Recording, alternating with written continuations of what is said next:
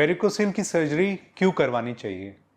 नमस्कार, मैं doctor Gautam Banga, reconstructive urologist and andrologist, पिछले 15 साल से दिल्ली एनसीआर में कार्य कर रहा हूँ। वेरिकोसिल एक एबनॉर्मलिटी है जिसमें जो वेन्स होती हैं, जो टेस्टिस को जहाँ से ब्लड लेके जाती हैं, उसकी एक एबनॉर्मलिटी के कारण उसमें फूलापन आ जाता है, वो बड़ी हो जाती हैं और उनका नंबर भी बढ़ जाता है। तो वेरिकोसिल क्या है, उसकी सर्जरी करानी ज़रूरी है और अगर नहीं कराएंगे तो क्या इफेक्ट होगा, उस बारे में हम बात करेंगे।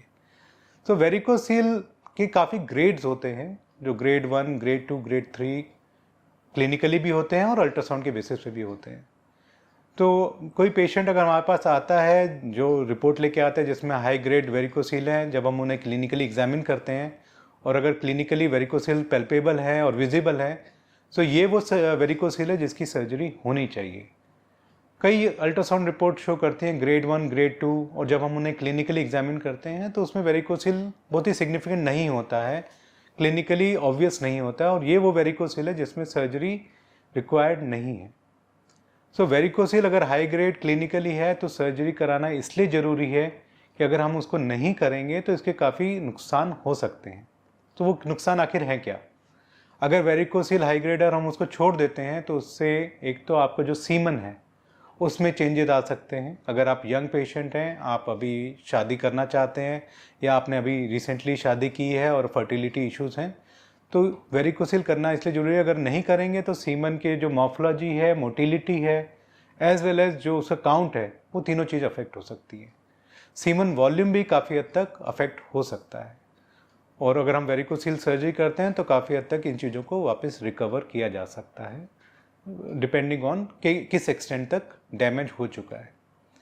यंग पेशेंट अगर उनको बार बार टेस्टिकुलर पेन हो रहा है, बार बार उनको स्क्रोटम में भारीपन या दर्द महसूस होता रहता है और उसके साथ में अगर उनको वेरिकोसिल है, ग्रेड 3 या क्लिनिकली सिग्निफिकेंट वेरिकोसिल है, तो ये वेरिकोसिल ऑपरेट करना फ़ायदेमंद रहता है कि इससे उनके जो पेन, जो टेस्टिकुलर पेन और जो साइंटिफिक भाषा में क्रॉनिक ऑर्केल्जिया कहा जाता है, उसको ठीक किया जा सकता है।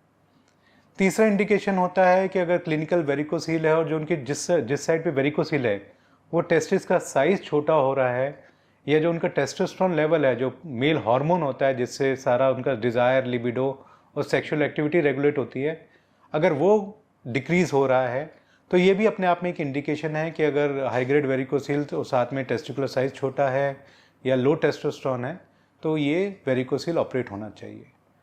इंडिकेशन बहुत ही क्लियर है। अगर आप में से कोई भी इन चीज़ों से ग्रसित है, मतलब आपके काउंट्स कम हैं या आपका टेस्टोस्टेरोन लेवल कम है या आपका टेस्टिकुलर साइज़ कम हो रहा है या आपके टेस्टिस में लगातार पेन बना हुआ है और साथ ही साथ आपका क्लिनिकल वेरिकोसिल है, मतलब हाई ग्रेड वेरिकोसिल है, तो सर्जरी होनी चाहिए और इस सर्जरी के बाद काफ़ी हद तक ये चीज़ें रिकवर हो जाती हैं और you can live a normal life.